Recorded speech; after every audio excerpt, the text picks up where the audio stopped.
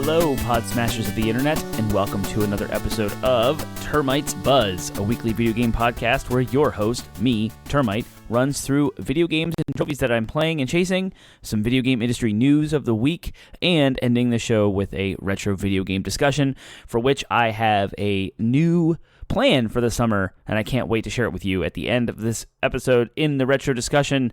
So, thank you for joining me. Welcome, as always. I hope to find you well.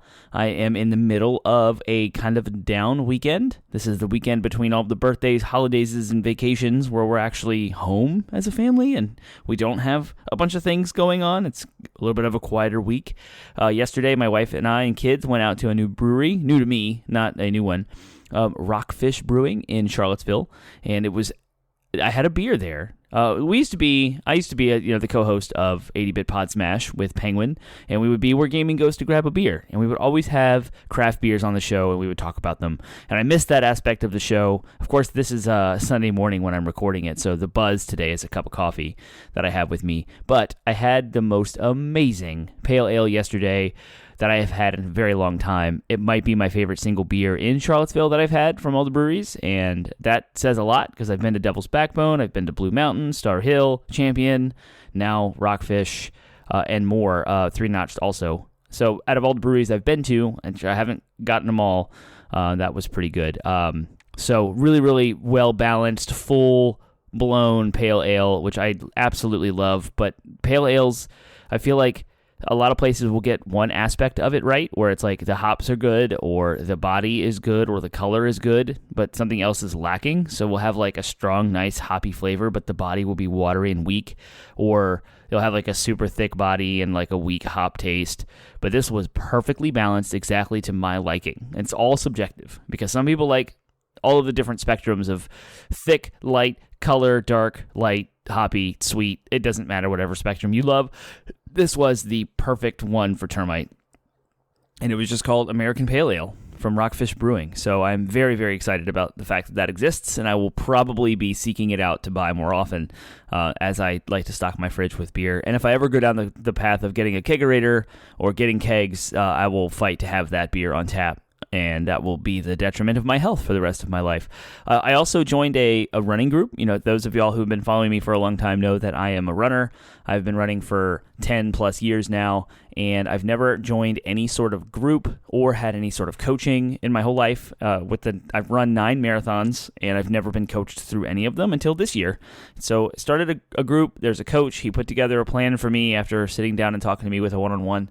And we had our first group long run yesterday morning, where I drove out to Whitehall Vineyards, which is northwest of Charlottesville, and I thought this was going to be like a small kind of group run, but no, this was like a full-blown running race day. There were so many cars and so many people, but we split into pace groups, went through a whole like tutorial about everything that's going on. The coach talked for a while about stuff, and we went for a run. And it was awesome to run with other people, to see people running. I usually run on my own around the area I live in, which is Crozet, and there's hills, and it's hot, and I'm by myself, and there's people walking dogs, and like moms pushing strollers, dads pushing strollers. Like, that's it. That's what's around you. There's not a lot of like busy retail areas. It's just neighborhoods, and so it's very, very boring. I've been running here for a year and a half, and while I love the scenery and I have different routes to do different stuff, like if I want to be in the wilderness, I can run one way, and if I want to be in neighborhoods, I can run a different way, and so I try to mix and match as best I can. But super, super refreshing to run with folks, to see so many people running together. I mean, I have to say there's probably 50 to 75 runners all running on this one section out in Whitehall. That was super safe. There's very, very little traffic out in the woods, and not as hilly as Crozet. So I'm rambling on about all of my life, beer and running, which is great. So all that to say is I'm doing great.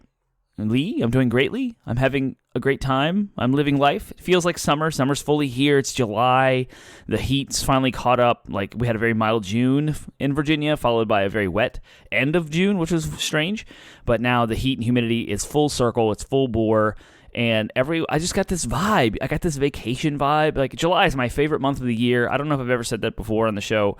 I have so many good memories of just July. And it starts with 4th of July. Of course, my brother's birthday is in July. T-Bone, my birthday's at the end of July. So there's always been a lot of celebration, a lot of fun, a lot of cookouts, a lot of cool things my entire life with July specifically. And I think we've had some vacations in July, mostly because of our birthdays.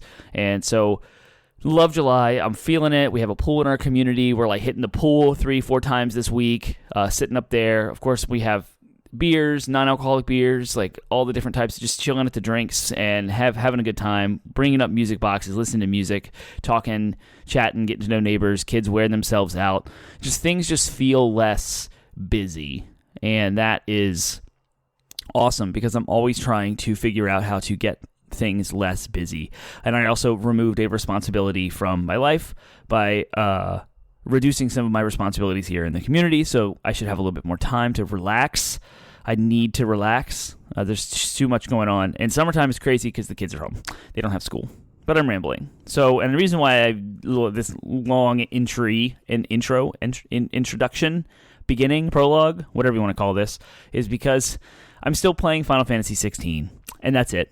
I have not played anything else. I've not done anything else all week video game related as far as playing. When I pick up the controller, it's one game, Final Fantasy 16, and I've had very little time to actually sit down and play it because the evenings have been summer-related fun with family and doing things that I have to get done, spending evenings with my wife, finishing up some of our favorite shows because summertime TV is in full force.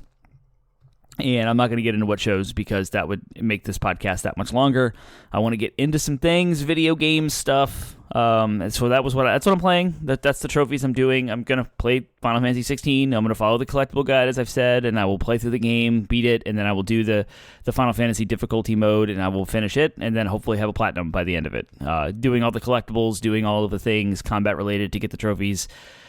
That's about that. I didn't really finish platinuming Shredder's Revenge because I'm still waiting to find a lobby that will get me to kill Super Shredder in one hit, or without being hit, sorry. And so every now and then I just it's a digital, I don't have to worry about the disc, so I can just fire it up and jump into a lobby and check which games are out there. And then eventually I'll jump into a match that has someone fighting Super Shredder, and I will wait to spawn at the very last second, and I will get one hit on Super Shredder, and I will not take any damage, and then I'll get the trophy. So I just keep trying that, and once I have that done, then the rest is just grindy playing through the game, and I want to actually play it. So I got my son playing it, couch co-op. We haven't done that this week, but super fun. And I'll have another platinum there. And then maybe before September hits, when all of the crazy games come out, I will circle back around and get Star Wars Hogwarts and get those platinums knocked out. So, what is going on in the video game industry this past week? Not a whole lot, but some stuff worth talking about.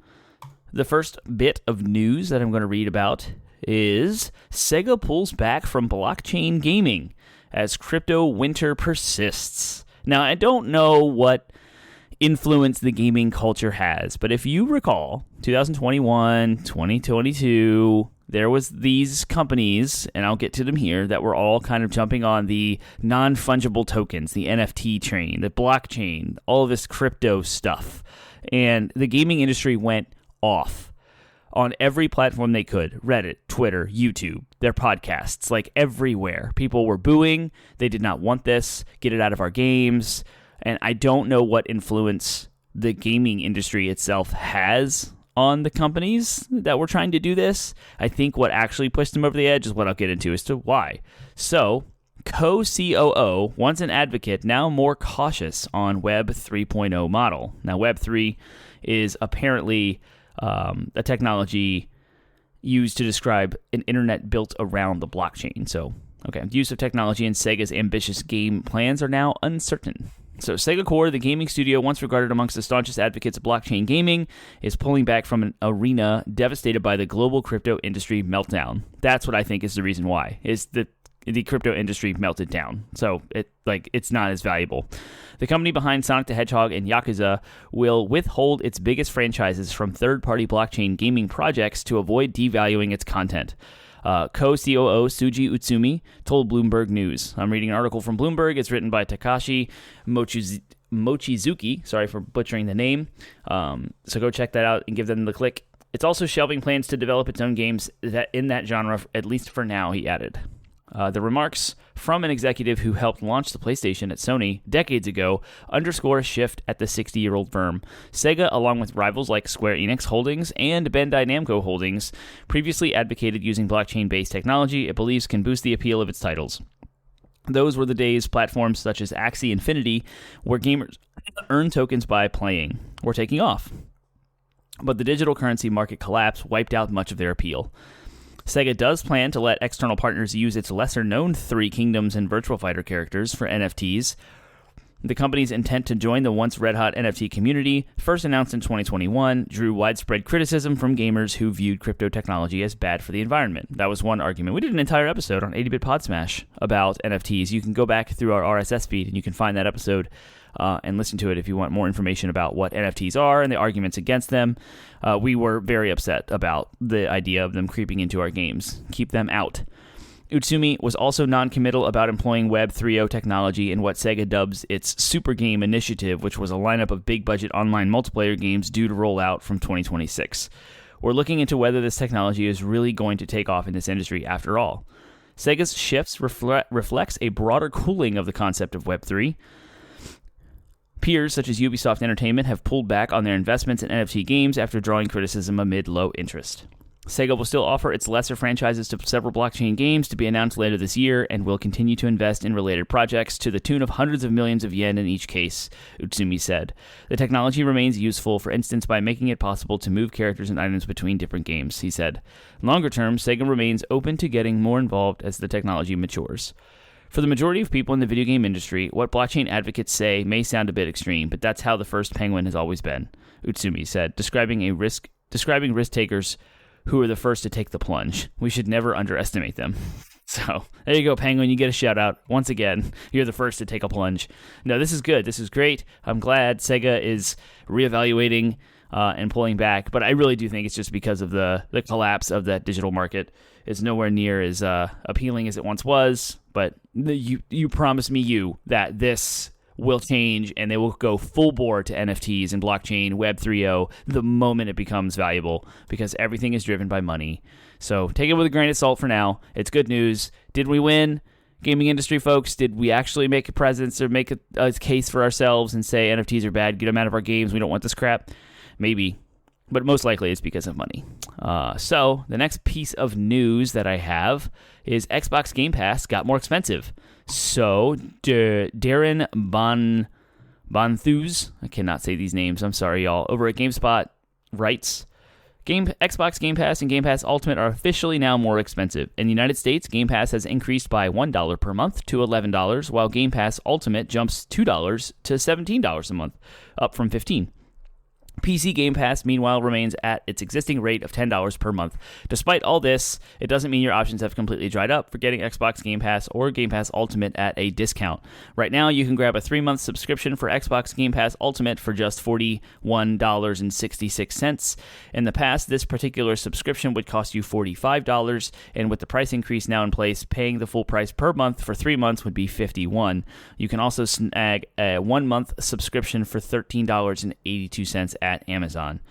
So, as noted above, Xbox boss Phil Spencer suggested the price increases could be coming after last year's holidays, and those were indeed announced in June. Xbox Series X's price has been increased in certain markets. The US was not among them, while Game Pass rates were hiked up. Xbox Series S was not affected. Game Pass Ultimate offers the best value when it comes to Xbox subscriptions, and the website goes on to this article goes on to talk about what you get for Game Pass, which we all know. You get a whole bunch of games, EA Play, all these things, monthly subscription. As the critics of Game Pass, those like myself who are looking at it with a stern eye, how sustainable is this model? How does this work? How much money does Microsoft bleed? How long can they continue to rope developers and publishers into their Game Pass world? How long can they sustain to be able to push out games day and date on Game Pass through their first-party developers and not make any profit or money on the sale of the game, just the subscriptions? And maybe it's not as sustainable as we predicted because now their price increasing, which that makes sense because this model doesn't make sense. as far as making a profit. And they're so tight-lipped about the inner workings of it all. How many subscribers do they have? How much money do they make? Is it profitable? Like what? We don't know any of these stuff because they don't publish those numbers. It makes sense. A little bit has come out with the FTC trial, but not enough to like talk about. We don't know. But yeah, I'm not surprised here. Price increase. So $1 per month. So that's what, $12 a year. $2 per month. That's $24 a year. That's starting to get into something.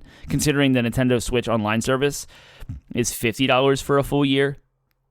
And you get so many amazing Nintendo products and games, and I don't know, all the extra DLC for free. It depends on how you look at what you think is a better deal. Noted was EA Play is the part of the membership you get with Game Pass, and you get Ubisoft, whatever their Ubisoft Plus is with PlayStations. So full price breakdowns, I don't have it in front of me, but whether you like Game Pass or not, it's going up in price. Get those deals on sale while you can. Go look it up.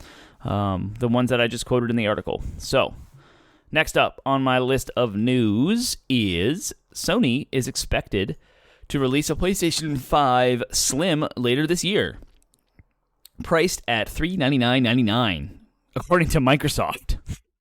So, what? Microsoft is announcing Sony's console? It wasn't an official announcement, but I'm going to read Wesley Yin-Pool's article over from IGN. Microsoft believes Sony will release a PlayStation 5 Slim later this year, priced at $399.99, according to a court document. The document was released as part of the FTC versus Microsoft trial to determine the fate of a proposed preliminary injunction against the $69 million buyout of Activision Blizzard. In a paragraph on price, Microsoft attempts to convince Judge Jacqueline Scott Corley that Nintendo Switch should be considered in the same market as Xbox Series consoles and the PlayStation 5, an argument it believes boosts the image of Xbox as losing the console war in third place. It's the final sentence in this paragraph that's sure to ruffle Sony boss Jim Ryan's feathers, as it not only outs the long-rumored existence of a PlayStation 5 Slim, but its price too. IGN has asked Sony for comment. Quote, PlayStation likewise sells a less expensive digital edition for $399.99 and is expected to release a PlayStation 5 Slim later this year at the same reduced price point, reads the document. The bombshells continue, with Microsoft saying further down, quote, Sony is also anticipated to release a handheld version of the PlayStation 5 later this year for under $300.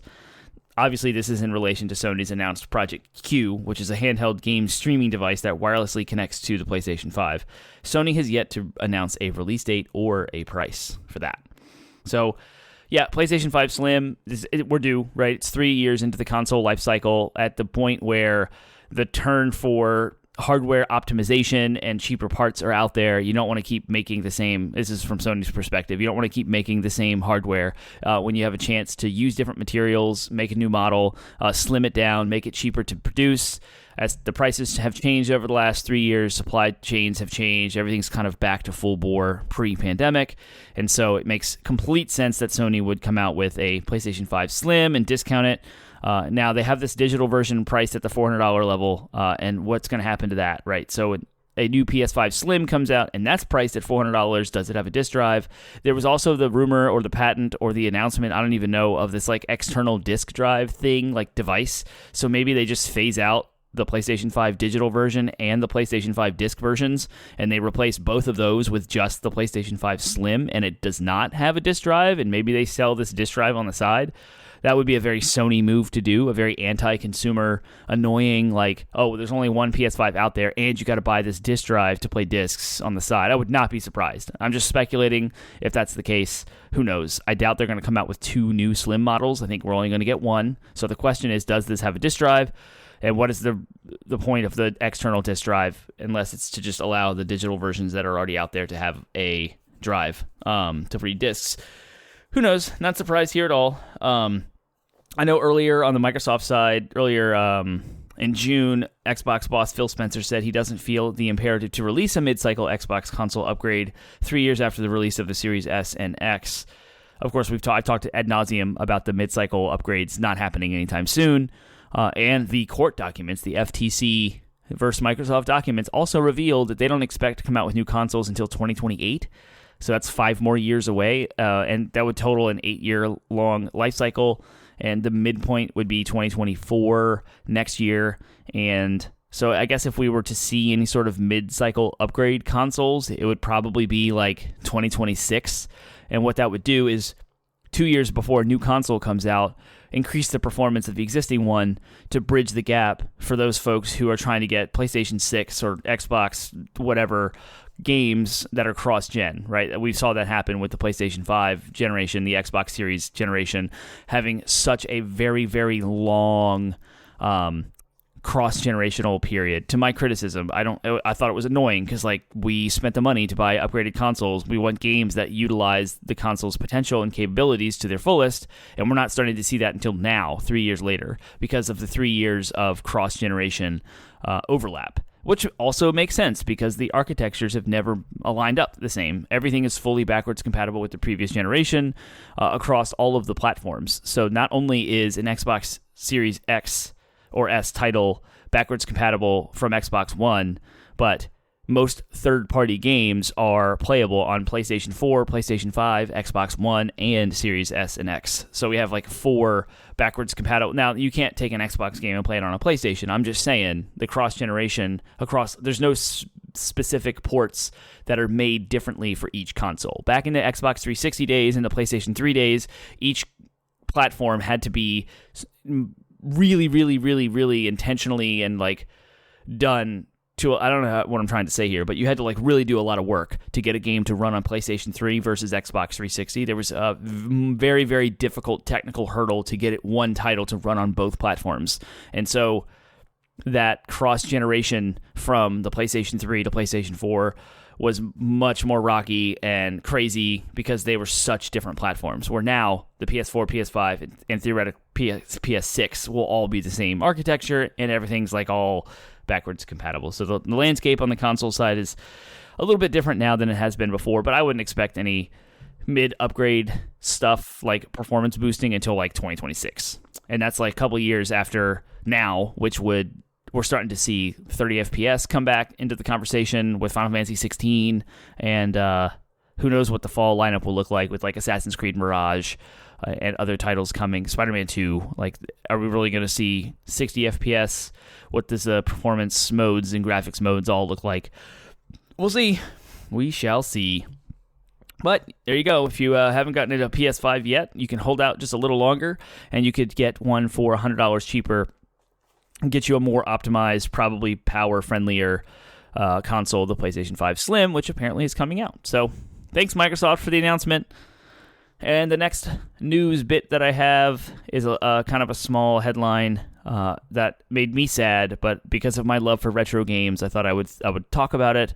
Ryan Dinsdale over at IGN posts the article that says, F-Zero no longer relevant because of Mario Kart, says former dev. Now, if you're not familiar with F-Zero, it's another Nintendo IP, racing. Captain Falcon came from it, so if you played Smash Bros., Captain Falcon's in it. It's a racing title, racing game, always ridiculously fast-paced, super, super fast, like 60 frames per second, even on their N64 and Game Boy Advance versions, Super Nintendo, and I guess the newest one would be GameCube, I think there hasn't been one since. And so it's like sci-fi space racing, anti-gravity, technical stuff too. Like there's lots of loops and tubes, like you drive on the outside of a tube, and so if you go too fast and you take a loop on a tube and you're on the wrong side of the tube, physics can work against you and you fly off and die. So it's a really, really fun racer. I absolutely loved the GameCube version, and I occasionally go back and play all of the F-Zero games. But former F-Zero developer believes Nintendo's long-dormant racing franchise has remained that way due to the success of Mario Kart.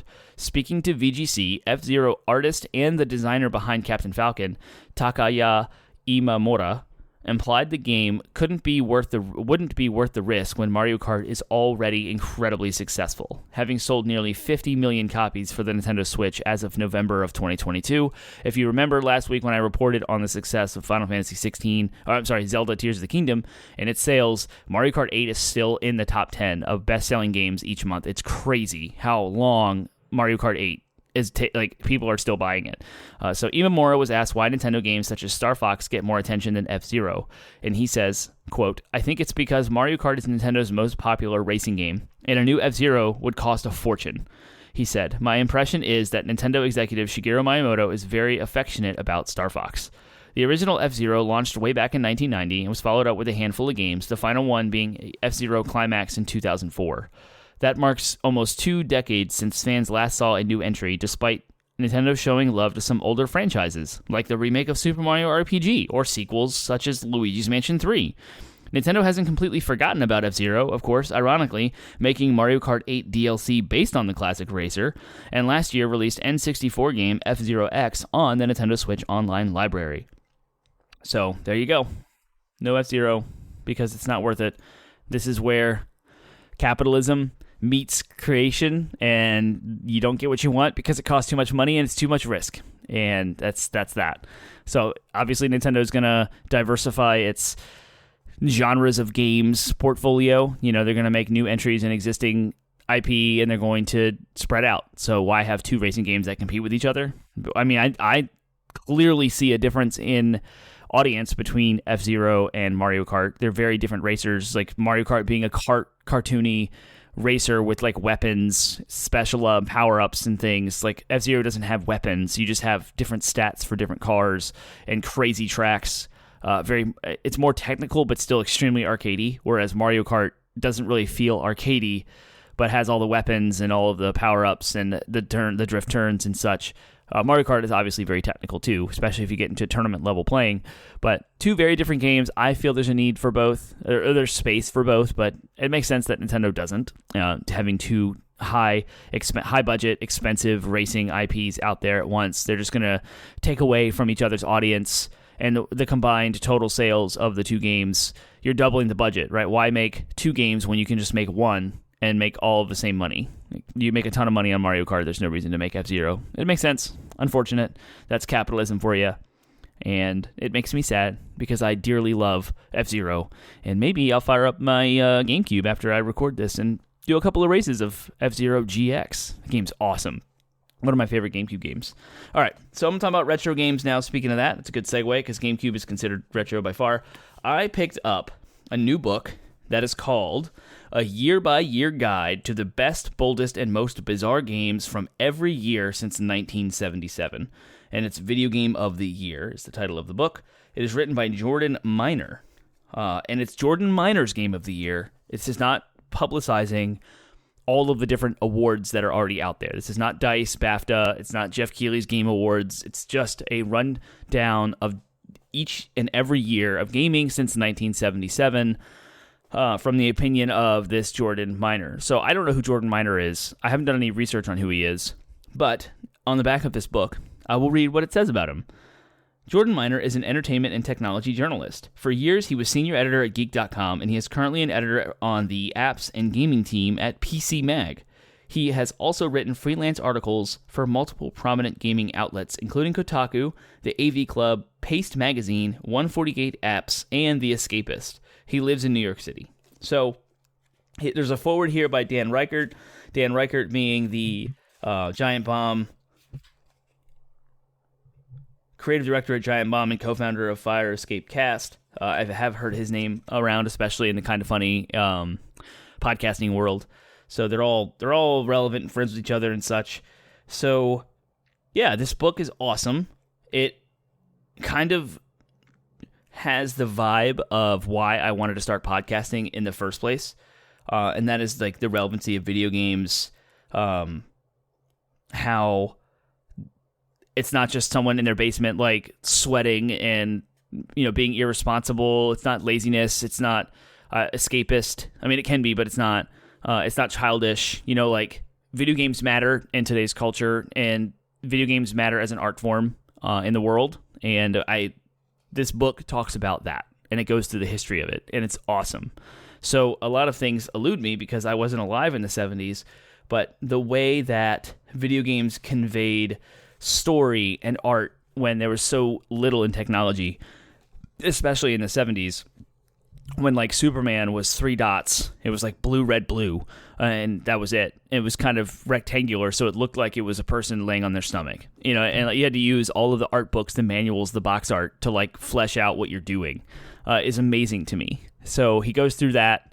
What I thought I would do with this book, because it is year by year, and it's 1 game per year, starting from 1977, is take the information from this book and kind of put my own twist on it, and that is to focus on the parts that are most memorable to me.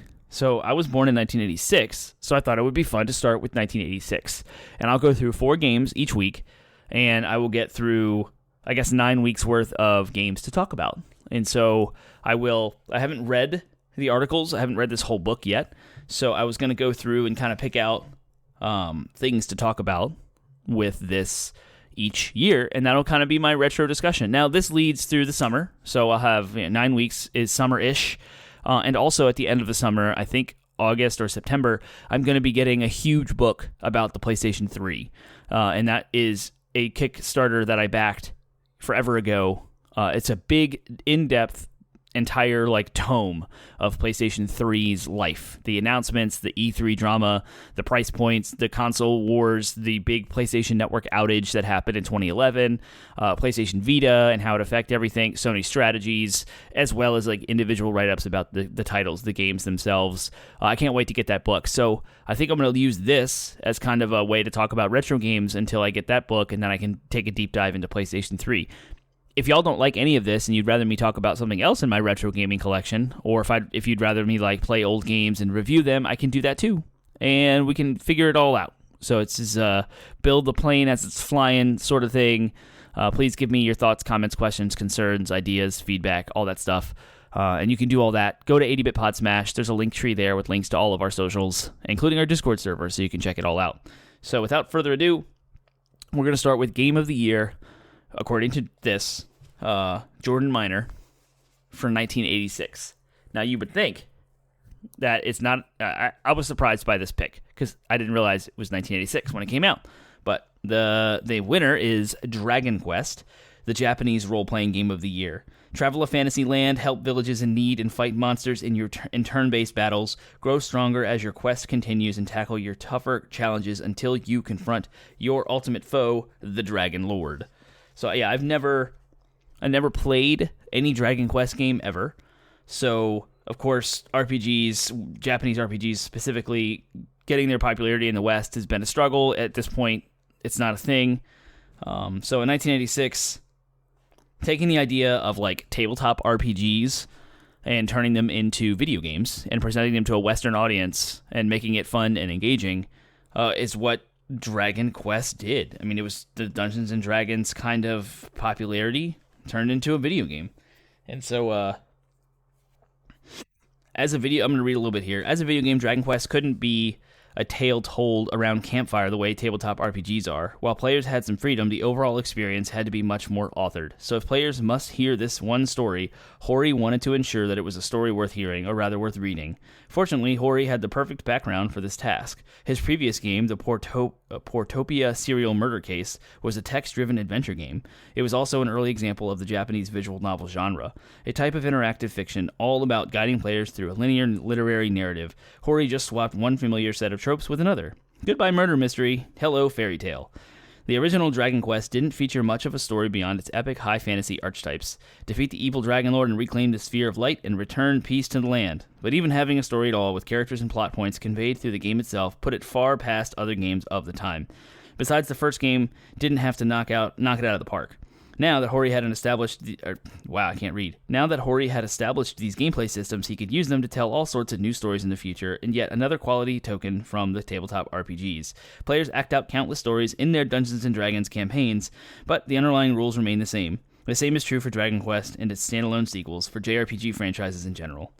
So, way to start the wave of Japanese RPGs and the influx of them into America, to the West.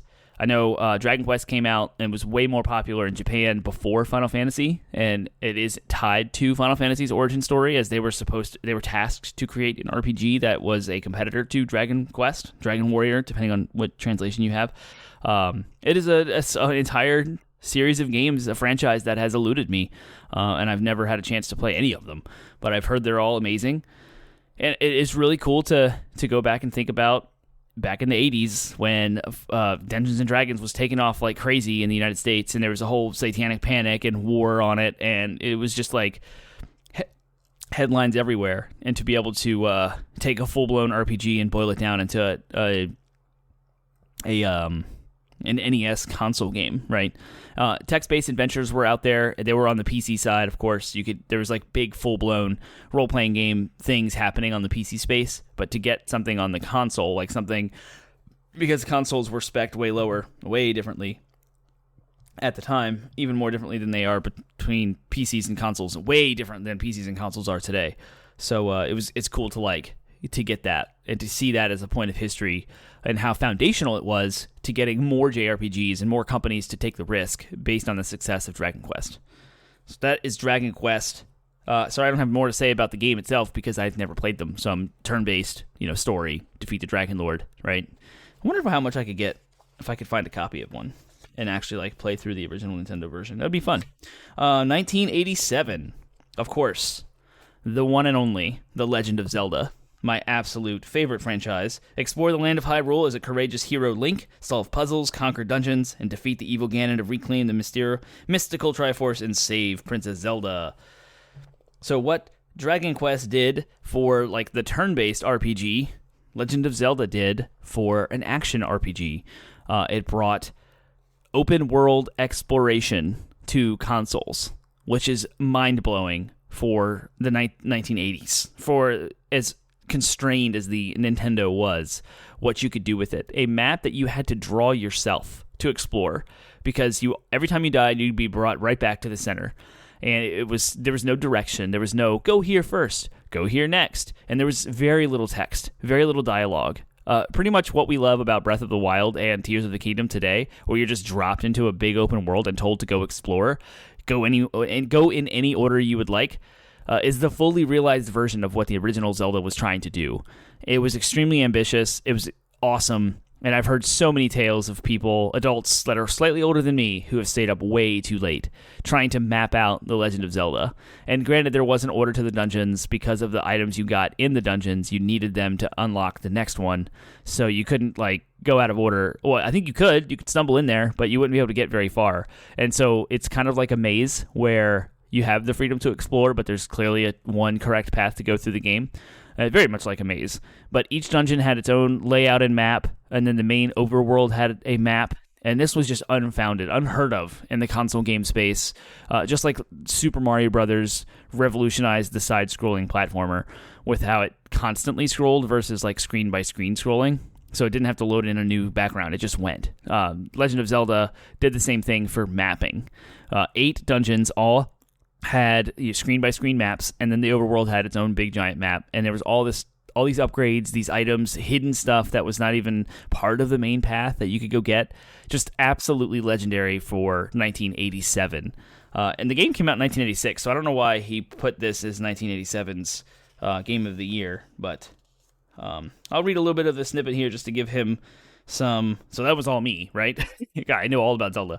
But I'll read a little bit here from the book. The Legend of Zelda on NES sired one of the most acclaimed series in gaming. Zelda games dominate many best video games of all time lists. The franchise is an embarrassment of riches. Take your pick. A Link to the Past supercharged the NES formula for the 16-bit Super Nintendo. Ocarina of Time brought the legend into 3D, while Majora's Mask remixed it into a time loop horror game. Stay tuned for the whole chapter devoted to Wind Waker, Nautical Left Swerve. Even less beloved recent entries like The Twilight Princess and Skyward Sword will exhibit more baseline quality than numerous other contemporary games.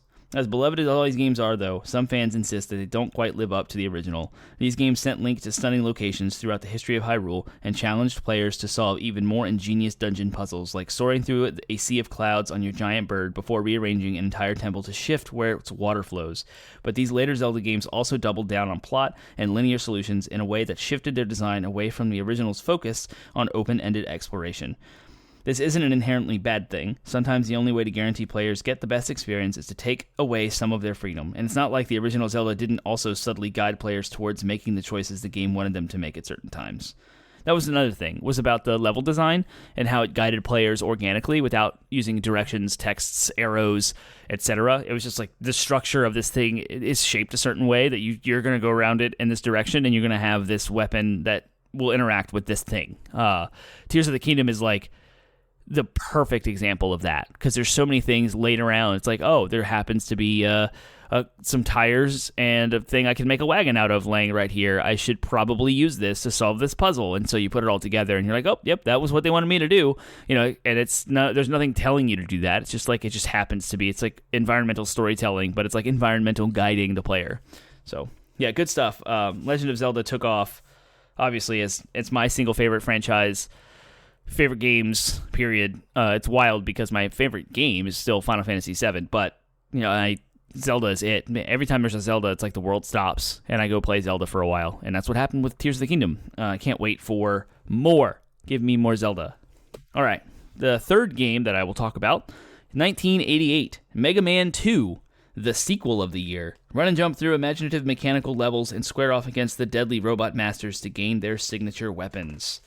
Replayability, the ability to replay a game again and again and still have a great time, is highly valued in video games. After you watch a movie, read a book, or listen to a song once, you'll always know exactly how it goes, but your second, sixth, or 100th playthrough of a video game can be a unique experience, even if only slightly. It's like theater. If you love a game, though, eventually you'll want something new. You'll want a sequel. Like many sequels, video game sequels must walk the fine line between giving the audience what they already like and introducing them to fresher and hopefully better ideas. Video games have an especially wide variety of options for threading this needle, since the question of what defines a game has so many different and fascinating potential answers. What can change? What has to stay the same? Will fans accept a whole new genre? Should we ditch the main character? Can we just stick to the formula? There's no one-size-fits-all solution. Creators making a game sequel have to decide what's right for their game and their franchise. If you're looking for a sturdy sequel template, the ideal follow-up, look no further than Mega Man 2. I cannot agree more.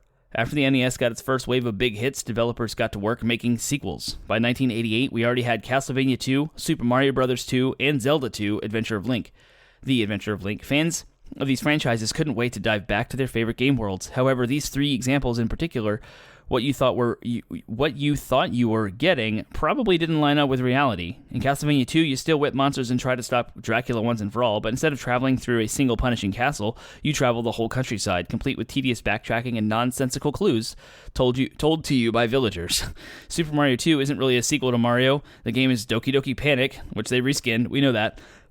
And then Zelda 2 ditches the overhead view for a side-scrolling perspective and more elaborate combat and magic systems. When you look back, it rules how radically different sequels are.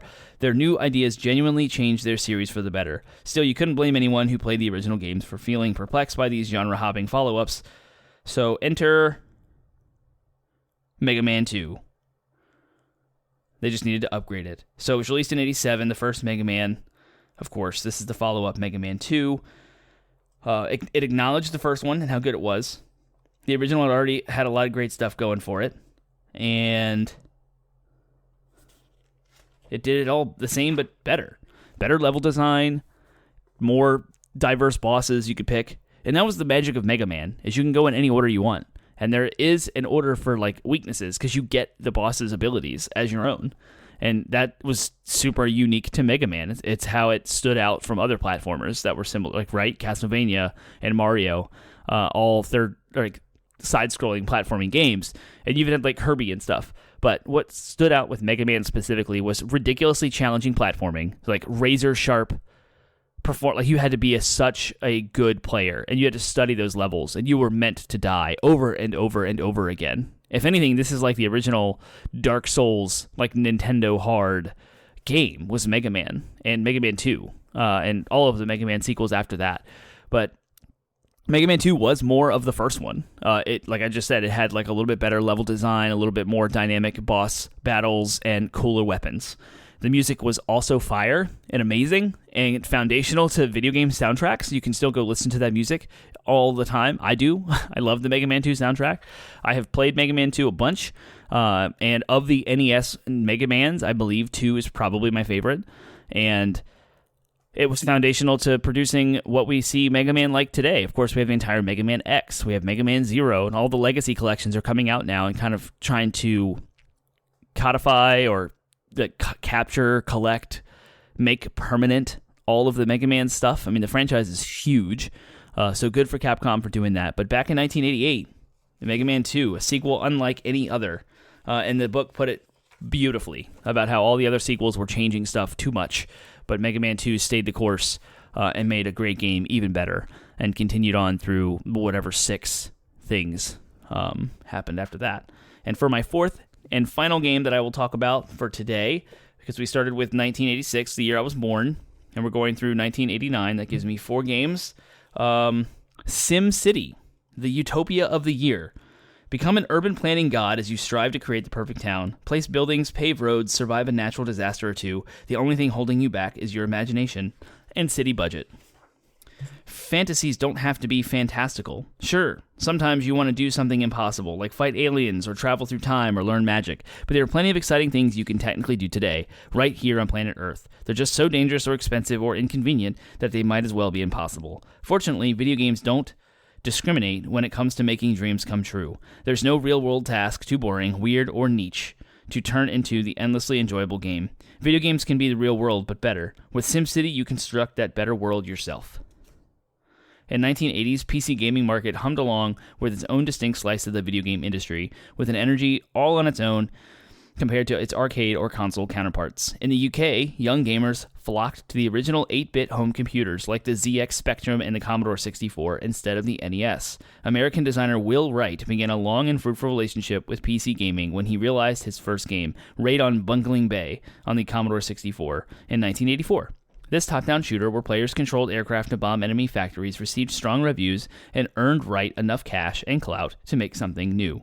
Unlike most gamers, Wright didn't care too much about the shooting in his own game. What captured his imagination were all the overhead maps he created as levels. These island fortresses were rudimentary communities. They shared supplies and expanded over time. If Wright enjoyed making these environments more than bombing them to bits, would players feel the same?